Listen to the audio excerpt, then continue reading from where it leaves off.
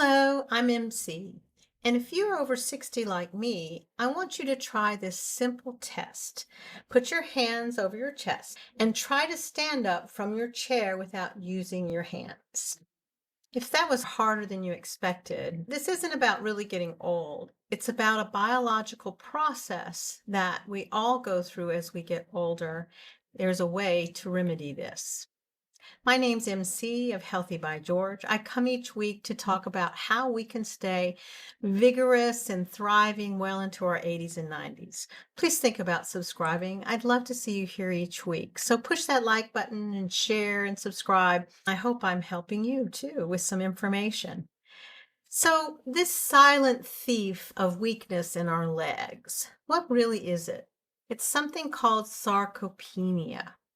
Many of the people that I have talked to who are older in their 70s and 80s talk about this feeling of heaviness in their legs, or they don't feel like they have the strength that they used to have. As we get older, when you are 30 and start to get older, you're losing your muscle mass 3 to 8% each year. And then once you turn 60, that percentage increases. So it's really critical that we start to look at how we can make ourselves stronger in our legs to defeat this declining component that happens whether we like it or not as we age.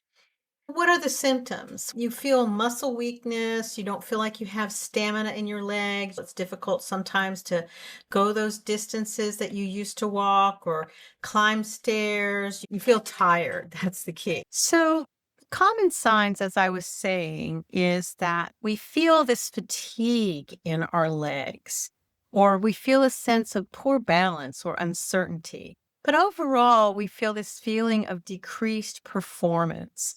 And in some cases where it's really difficult, you can feel very frail, and it really reduces their quality of life because there are several things going on. We have what we call neuromuscular issues because our neurons that are firing from our toes to our spine and then to our brain is the longest nerve pathway in the body.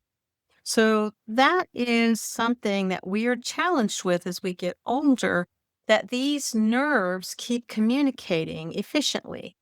And also, too, that our muscles keep helping us by being strong. But an issue happens because as we get older, we have hormonal changes, like there's a reduce in testosterone or growth hormone, or we're not doing things as physically active as we used to, or we've got poor nutrition. We're not eating enough protein. We have inflammation due to arthritis or other chronic illnesses such as diabetes or heart disease or something that very few people talk about, which is idiopathic neuropathy. And all of this can be coupled because of sedentary behavior. So, how can we do things in our lives that will help us resist this decline? It's not difficult, but it means that we have to be intentional about two things: intention about our movement and intentional about our nutrition. So, we can do training such as that sit to stand exercise, which I showed you at the beginning. I had to work up to that because of my two hip replacements. I didn't just start doing sit to stand without holding on to something, but I worked up to it gradually because really, with my hip replacement, I had a lot of loss of strength, which was concerning. So I started right away with physical therapy, doing modified sit to stands and slowly building up to various types of leg exercises so that I can continue to build the strength and muscles and maintain what I at least have so that I don't continue to decline. In fact, in a study of women and men over 80 that had not done any kind of weightlifting or bearing, they were shown that they could improve their muscle tone just by doing a simple physical activity with some weights that would help them continue to have stronger muscles versus just letting things go and letting decline happen.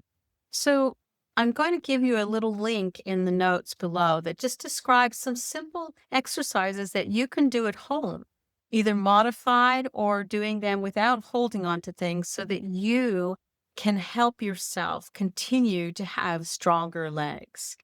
But we do have issues that we have to think about, which is nutrition and also chronic illnesses. So, protein, I have to say, is the biggest thing that most people are talking about. And you need to eat 1 to 1.5 grams per kilogram of body weight. I'm going to tell you, it is not easy. I'm good about doing protein. I can do protein by each meal, but it's frankly very difficult.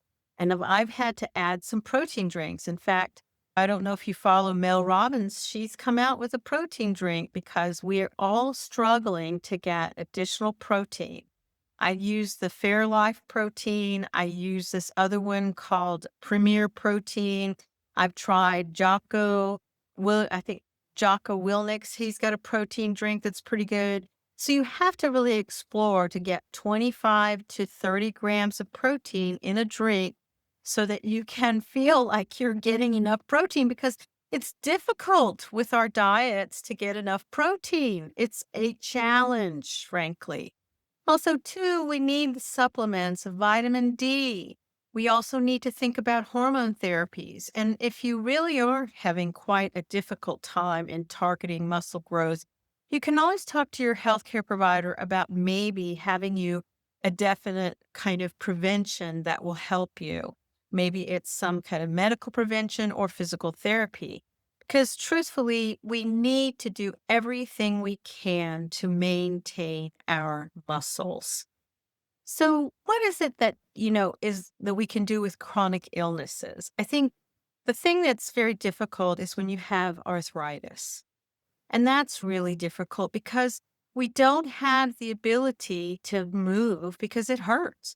But if you can do simple things to move, like walking, getting in a swimming pool and moving. These are going to help you with your joints and any arthritis pain. I think the other pain that is a little difficult is neuropathic pain, which comes from something called idiopathic neuropathy. A lot of people are like, what is idiopathic neuropathy?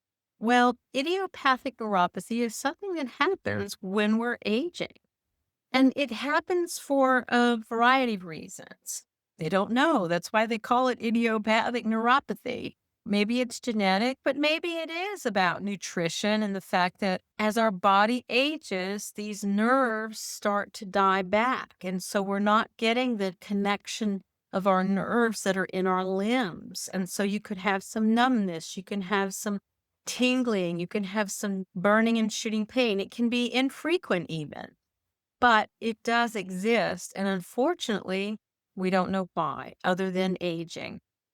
So you can always go and see a neurologist and find out why there is something that you can do to help you with any kind of discomfort that you're having, because some people have so much discomfort that it's difficult for them to wear a shoe even.